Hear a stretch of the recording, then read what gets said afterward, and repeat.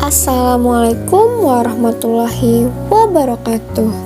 Oke, kali ini saya akan membahas materi dari geometri analitik ruang, yaitu persamaan elipsoida.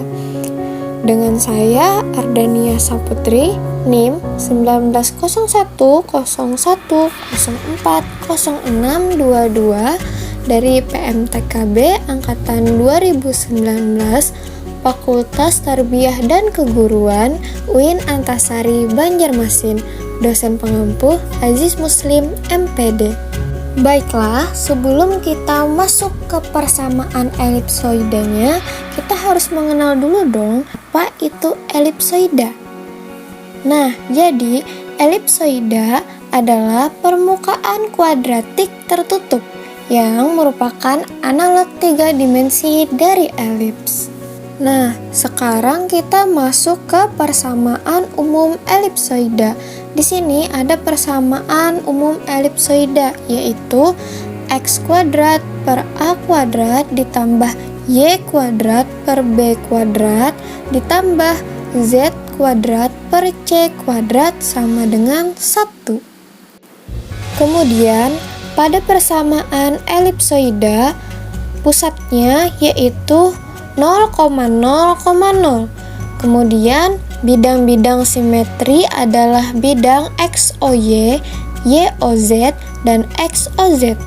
Ketiga, garis potong dua bidang simetri disebut sumbu simetri, yaitu sumbu X, sumbu Y, dan sumbu Z.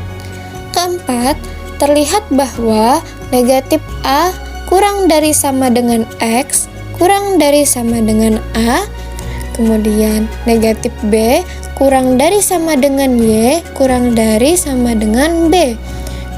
Kemudian negatif C kurang dari sama dengan Z, kurang dari sama dengan C.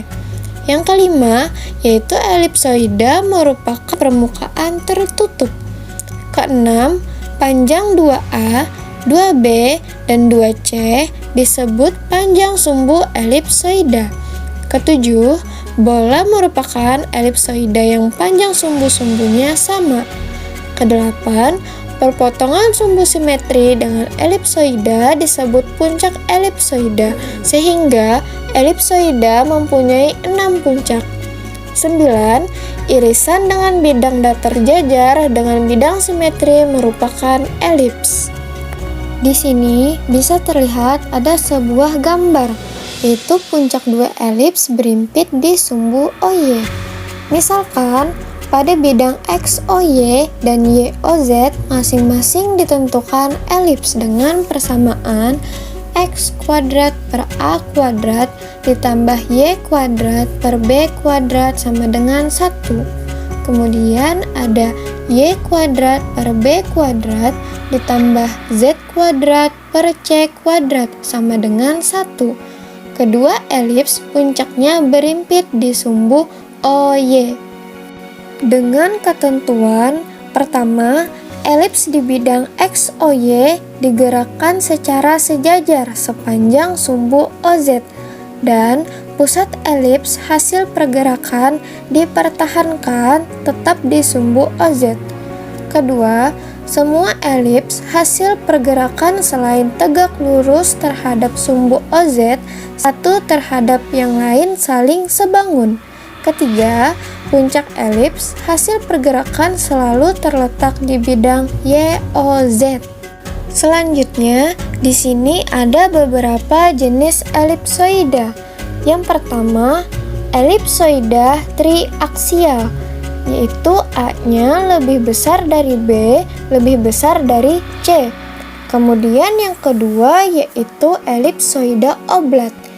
A sama dengan B lebih besar C. Yang ketiga yaitu elipsoida prolat. A sama dengan B kurang dari C. Yang terakhir yaitu elipsoida bola, yaitu A sama dengan B sama dengan C. Untuk lebih memahami terkait persamaan elipsoida, di sini saya memberikan sebuah contoh soal, yaitu soalnya tentukan persamaan permukaan datar dari x kuadrat ditambah 4z kuadrat sama dengan 16 pada bidang xz yang diputar pada sumbu z.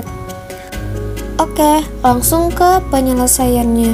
Nah, di sini karena kurva diputar terhadap sumbu z, maka persamaan benda putarnya adalah x kuadrat ditambah y kuadrat sama dengan fz kuadrat, atau plus minus akar x kuadrat ditambah y kuadrat sama dengan fz sama dengan x.